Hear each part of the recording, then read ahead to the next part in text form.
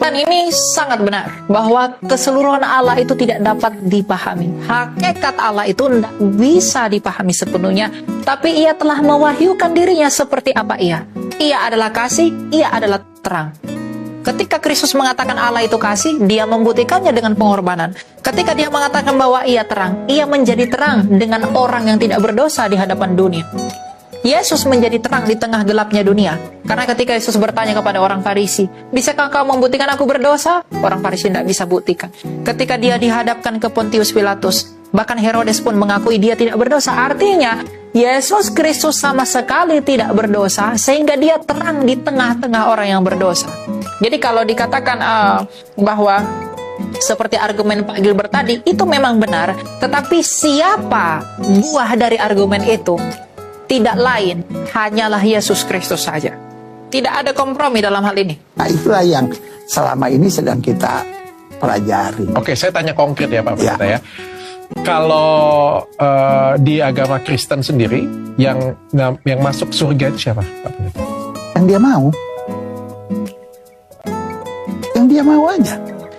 Nah, ini juga pernyataan yang amat dan teramat keliru kalau dikatakan bahwa siapakah yang masuk surga ini. Pak Gilbert mengatakan yang dia mau. Dalam hal ini bisa benar tapi bisa salah. Tapi kalau kita lihat penjelasannya setelah ini, dari argumen ini, itu adalah argumen yang salah. Nah, memang Tuhan menyelamatkan yang Dia mau, tapi siapa yang Dia mau diselamatkan? Semua orang. Ayat Alkitab berkata, sebab Allah mengkehendaki semua orang diselamatkan. Tapi bagaimana orang diselamatkan? Dalam Kisah Rasul 4 ayat 12 dikatakan, tidak ada keselamatan selain daripada di dalam nama Yesus Kristus. Yang oleh karena itu, Tuhan Yesus dalam Matius 28, sebelum Ia naik dan terangkat ke surga, Ia memerintahkan kepada para muridnya, hendaklah kamu pergi, jadikanlah semua bangsa muridku, baptislah mereka dalam nama Bapa dan Putra dan Roh Kudus. Bahkan di dalam Kisah Rasul, Tuhan Yesus mengatakan, kamu akan menjadi saksiku ke seluruh Yudea, Samaria, sampai ke ujung bumi. Artinya memang karena tidak ada keselamatan di luar Yesus, dan Allah mengkehendaki semua orang diselamatkan, maka Tuhan Yesus menyuruh kita untuk menyebarkan Injil, agar hanya melalui Injil ini mereka itu dapat diselamatkan. Nah, kalau kita baca dalam Efesus 1, ayat 4 dan juga ayat yang kelima, dikatakan demikian ya. Sebelum dunia ini diciptakan, Allah telah memilih kita melalui Kristus dengan maksud supaya kita menjadi miliknya yang khusus dan tidak bercacat di hadapannya. Karena kasih Allah, maka Ia sudah menentukan terlebih dahulu bahwa melalui Yesus Kristus, ingat, melalui Yesus Kristus, Ia akan mengangkat kita menjadi anaknya. Jadi di luar Yesus, tidak ada yang disebut sebagai anaknya.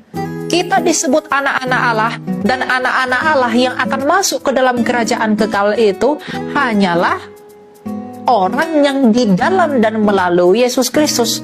Maka berdasarkan ayat ini, maka benarlah sabda Tuhan kita Yesus Kristus yang berkata apa? Akulah jalan dan kebenaran dan hidup, tak seorang pun yang dapat datang kepada Bapa kalau tidak melalui aku. Bahkan Dia lebih jauh pernah bersabda, barang siapa menolak aku, ia menolak Bapa. Barang siapa menerima aku, ia menerima Bapa. Dalam Injil Yohanes yang ke-8 ayat yang ke-24, Ia berkata, kalau kamu tidak percaya bahwa akulah Dia, kamu akan mati dalam dosamu. Artinya konsekuensi dari ketidakpercayaan bahwa Yesus adalah Tuhan, itu akan menyebabkan kematian manusia yang tidak percaya itu di dalam dosa. Jadi kalau dikatakan siapa yang masuk surga, kalau Pak Gilbert mengatakan yang dia mau, masalahnya Tuhan mau semua orang diselamatkan melalui Yesus Kristus, sebagaimana yang kita baca dalam Efesus tadi. Tetapi apakah kamu mau untuk diselamatkan? Kamu mau atau tidaknya diselamatkan itu tergantung apakah kamu mau percaya atau tidak kepada Yesus Kristus yang menyelamatkan kamu itu.